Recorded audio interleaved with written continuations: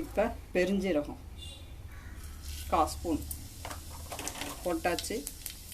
வெங்காயம் அரிஞ்சு வச்சுக்கணும். நல்லா சிறப்பாக வதக்கிக்கணும். சொல்ல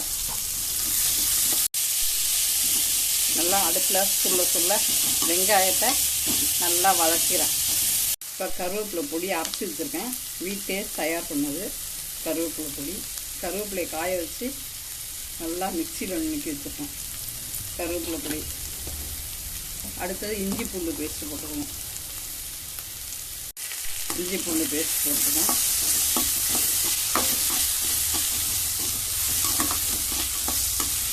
நல்லா வதக்கணும். வெங்காயம் இப்படி வதங்கிட்டு வரணும்.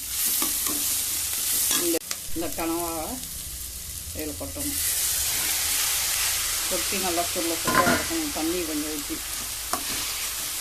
லைட்டாக உப்பு போட்டு வேக விடணும். கனவா நல்லா வேகணும்.